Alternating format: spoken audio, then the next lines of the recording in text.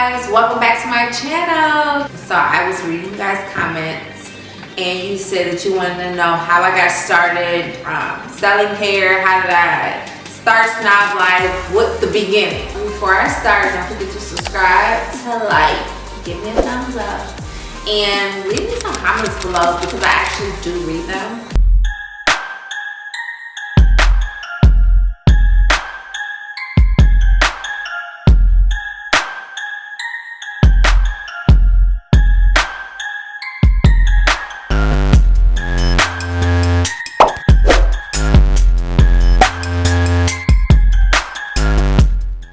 Here's how the crazy story goes.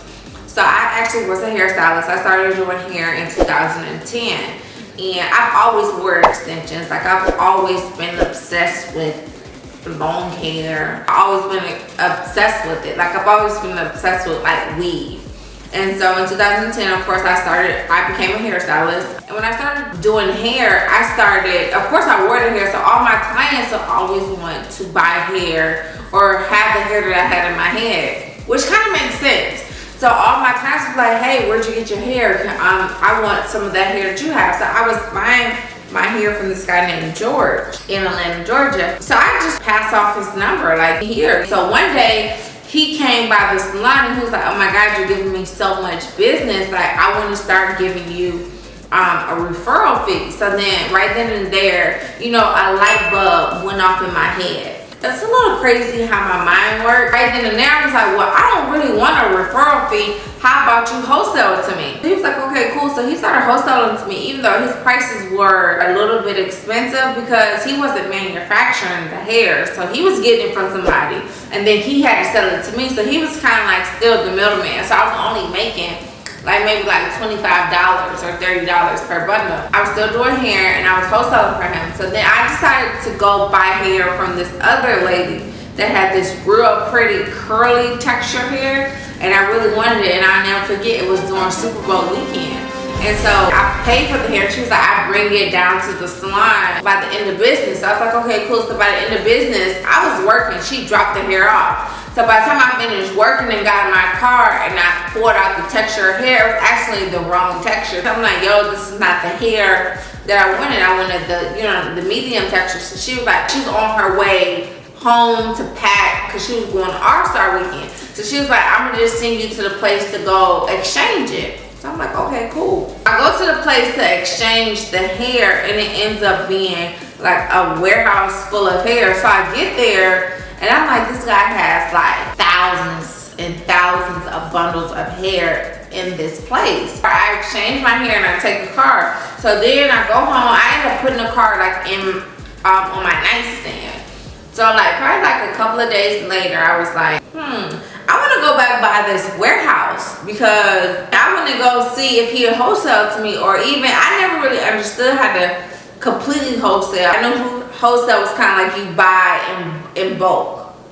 But the guy I was wholesaling from, he didn't make me buy in bulk. He would just sell it to me piece by piece. So I go back over to the warehouse again, maybe like a week and a half later, on my way to go look at some furniture. So let me pause. This is where the $500 come in. I have been saving for this white sofa. White's my favorite color. So I have been saving for this white sofa. And when I was saving for this white sofa, the white sofa was $420, and then it was $80 to deliver the sofa. So that was $500. So on my way to go purchase the sofa, we had to ride past where the warehouse was. I'm like, let's just stop over here, me and my homegirl. So we stop over there, we just knock on the door. The guy answered the door, and I was like, hey, mind you, he doesn't know who I am because I've changed my hair. I look completely different. You know, like when you change your hair, so you look like a whole nother person. And plus he only seen me one time for a few seconds. So I walk in and I was like, you know, like I was thinking about wholesaling hair. I got your information. I just wanted to check out your prices or how to go. Now, mind you, my homegirl, who has a very successful hair company too, now, she was with me. And she was like, well, yeah, I want to start selling hair too. And so, but her family had money and stuff like that, so she could afford, and she was in a position to, like, whatever the guy said, she could afford to do. Me on the other hand, I wasn't in a position. It had took me 3 months to save up for this goddamn couch. So the guy, you know, he was showing us all different textures of hair. By this time, we like 45 minutes inside, like just talking to the guy about the hair and stuff like that. So then he was just like, minimum buy-in is $3,000. He's like, you have to buy $3,000 worth of hair to get it at this price. You know what I mean? So I'm like, well, shit. I'm never gonna get $3,000 to buy in like this. I don't have $3,000. So I was just sitting there talking to my friend. She had $3,000. She pulled out her checkbook, rolled them. I'm talking about right in there, wrote them a check, placed her order right in there. So I'm telling him, I'm like, listen, I don't have $3,000. Like, you know what I mean? All I had was this hot $500, which technically was already spent. Like, this money is already destined to somewhere. Now, mind you, I stay in a studio apartment. I don't have no furniture. All I have is a bed. And then finally, I was getting my wife's sofa. So I tell him, I'm like, yo, like, I'm telling him, like, listen, if you let me buy the hair for the $500, I promise you, I'm going to be your best customer. I was like, let me buy the hair for $500 at the price you would give it to the person for $3,000. And I promise you tomorrow I'm going to come back and recop. He was like, okay. He's like, but if you come back tomorrow and you don't have more money than you had today, then I'm going to have to, you know what I mean, go back to the company policy. So he's like, I'm going to give you a shot. And I say that to say, like, you never know how, you know what I mean, you become blessed or how God bless you or, like, how things will work out. Because I was literally going out on a limb. Like, I wasn't even planning on starting a hair company or buying hair. It's just the opportunity presented itself. I don't believe in luck. I believe when preparation meets opportunity, you know what I mean, it creates amazing and great things. So at that point, I was prepared to negotiate him into allowing me the opportunity to work with him. So it probably took me like 3 hours sitting there negotiating with him back and forth to why he should sell to me wholesale at $500 buy-in. The good thing about it is that the salon I worked at, his warehouse is literally a block and a half away, so it wasn't no huge inconvenience. He allowed me to buy in at the $500, and then I sold all the hair within my first 2 appointments. He never made me buy in at the $3,000 per purchase. Because since I was a block and a half away, he just let me buy per bundle. So what I would do was, when my client came in, she would still have to get shampooed and braided down, and I would just ask her what she wanted. I'm like, oh, let me run to my car and get it. And I would actually just run a block and a half of the street to go get the hair. And then finally I started buying in like small bulk, like maybe like 10 bundles, 15 bundles. But then I was like, wait, his hair was expensive. It was Eurasian hair. It was really, really expensive. And I was like, yo, I need to find some better hair, for a smaller margin. And so I decided that I had to figure out where this hair is being sourced, and I had to figure out how I can buy it directly from the factory. And so, like, that's just how my mind works. My mind works like, if something says made in Brazil, I need to go to Brazil. You know what I mean? If it says made in China, I need to go to China. Like, if it says made in Taiwan, I need to go to Taiwan. That's how my mind thinks. And so, like, at the point, like, after I was making money, and I also say this, like, I always tell people that starting a business takes more discipline than it does money. And I say that to say, it's like, when my company started bringing in money, I never went and got a couch. That was in April. I didn't buy my couch until Thanksgiving because my grandmother was coming to visit me, and I knew she wouldn't come to my house if I didn't have nowhere for her to sit.